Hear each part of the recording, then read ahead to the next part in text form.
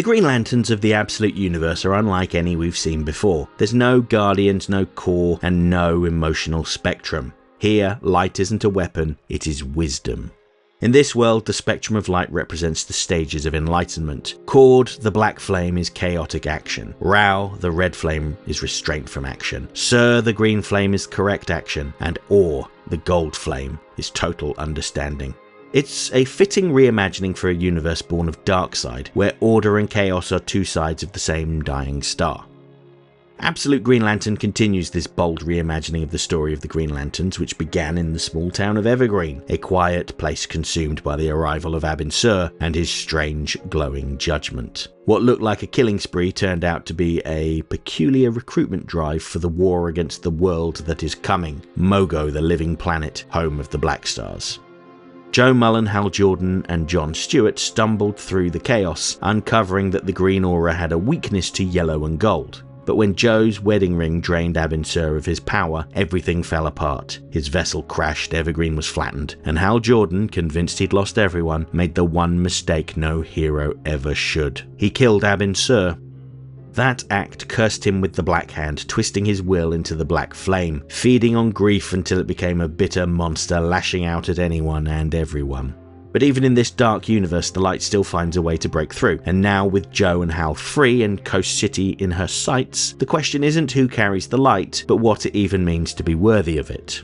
The last issue took us into the depths of space, a vast existential battlefield where warring cultures collided. But this chapter pulls the camera all the way back to Earth. It trades cosmic warfare for something smaller in scale, but just as significant. It's the story of a person learning who she really is.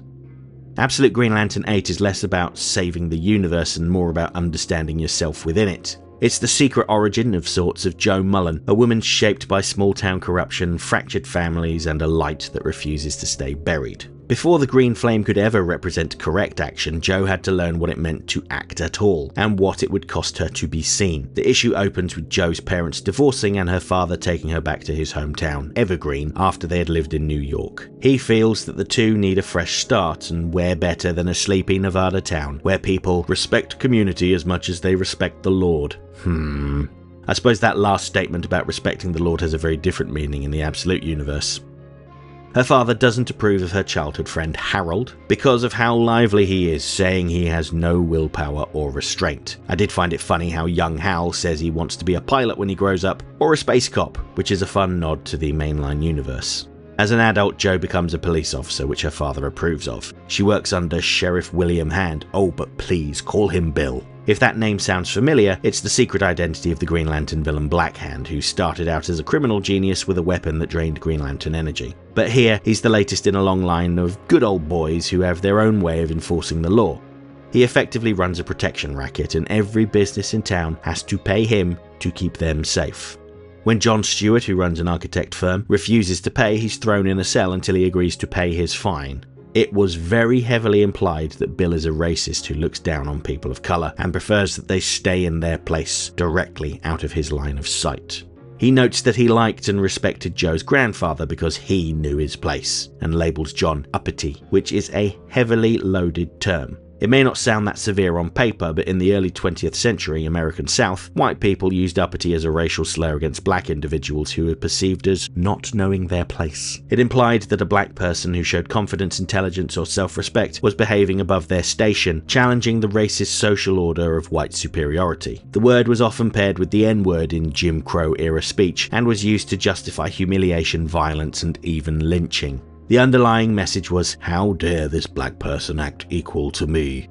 It's not just calling them arrogant, it's invoking a legacy of racism that punished black ambition, pride, and dignity. When faced with the reality that Evergreen is Bill's town, and that no logical argument will cause him to change his ways, she resigns from the police force and heads to Coast City. Now, before getting to Joe's adventures in Coast City, I want to talk a bit more about Evergreen's police department and how it's populated with familiar names. We already knew that Guy Gardner was a deputy there, and in the present day he's the sheriff. He tries not to get involved in Bill's antics, making it clear that he doesn't share his views. But he doesn't have the courage to stand up to him either. This is typical of a red light of Rao, very restrained. There's also a deputy named Mark Shaw who is about to leave the force and take a role at Hector Hammond's company. In the mainline universe, Mark Shaw was a member of the Manhunter cult who tracked down wrongdoers. But here he's not particularly present. He's handed his notice in and he's serving his notice period. He does get a nice send-off though, with a leaving party wishing him the best for the future. And I bet he's going to turn up again in these comics at some point or another. The final officer worth mentioning is Renee Montoya, an open lesbian who Bill tolerates, but makes clear he doesn't approve of her alternative lifestyle. She is the first to twig that Joe is also queer, but Joe isn't quite ready to accept that yet. Montoya also doesn't stick around long, instead taking a job in Coast City, California. Now, whenever Renee Montoya enters a story, there's usually a queer current running beneath it, not because she's defined by her sexuality, but because her identity has been used to bring honesty and vulnerability into the world she inhabits. She doesn't just represent queerness, she helps other characters like Joe confront their own truths, even if she isn't quite ready to face it yet. And when Joe quits working for Bill, the man who represents Evergreen, she also rejects the town as a whole. She tells her father about the things she saw, Bill's corruption and his racism, and he dismisses her, saying she must have just misunderstood. And so she leaves for Coast City too. She's not following Montoya, but it's pretty much the opposite of Evergreen, cosmopolitan, liberal and vibrant. It's here that she goes to her first gay bar and meets Cameron Chase, the chain-smoking DEA agent. The pair have obvious chemistry, but Chase is married to her job and often is late to their dates. When Joe starts to question her importance to Chase, she proposes to her and Joe accepts. There are periodic flashbacks between the panels that show important events in Joe's life, but they're coloured through the enlightenment spectrum. When she quit the police department, she recalled her desire to do the right thing, and that was tinted green. Correct action. When Chase proposes, she remembers her father saying that people need to show restraint, and it's tinted red. Restraint. But she ignores that feeling, and that's not the only time it happens. When she runs into Montoya and it is noted that she has married another woman, Montoya smiles and says that she knew she was right about Joe, and the two start an affair. One thing that was really striking to me throughout the issue is how Joe's hairstyle was indicative of her state in life. As a police officer in Evergreen, it was loosely tied back and more resembled a Caucasian hairstyle, as if she was trying to fit in with Bill Hand's outdated worldview. When she headed to Coast City, her hair was free and natural, representing how she accepted herself. And once she starts her affair with Montoya, her hair gets put into braids, which are beautiful, deliberate and controlled. Every strand has its place. In the context of the story, that feels symbolic. The woman who once let her hair flow freely now weaves it tight, a reflection of how she's trying to contain herself, to bring order to emotions that defy it. It's restraint but not peace, a mirror of the red flame. Restraint from action, the stage before enlightenment. Joe hasn't yet found harmony, she's only learning how to hold herself together while she searches for it. Eventually, Joe confesses to Chase about her affair, and the marriage ends. At the same time, Guy Gardner calls to let Joe know that her father has died, and so she heads back to Evergreen. Oh yeah, and Bill Hand is dead too, and Guy Gardner's now in charge. Which basically brings us back to the first issue, with Joe settled back in at Evergreen after her nasty breakup. The issue ends following up on the cliffhanger at the end of issue 6, with Green Lantern Joe dragging Hal Jordan to Chase's house seeking refuge, and Chase welcomes her. In a story about light, it's fitting that Joe's path isn't about illumination, but learning how to live in the shadows it casts. Every colour in the spectrum has its trial, and for Joe Mullein, the green flame of correct action isn't lit by willpower alone. It's sparked by the courage to see herself clearly, even when the light hurts.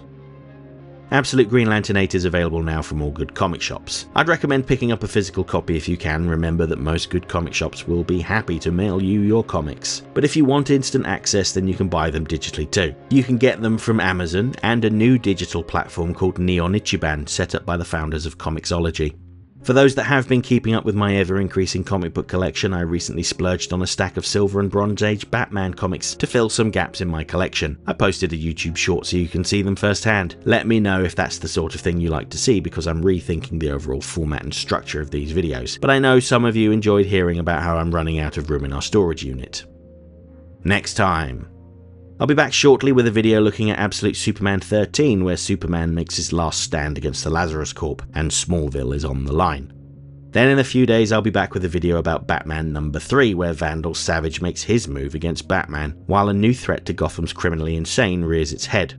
There aren't any Absolute comics coming out on the week of the 10th of November because Absolute Batman 14 got delayed by 2 weeks while they added 5 extra pages to it, so I'll be back the following week with a video about Absolute Flash number 9. In this issue, Wally and the rogues raid Fort Fox in an attempt to get to the bottom of the secrets within. Hope to see you then.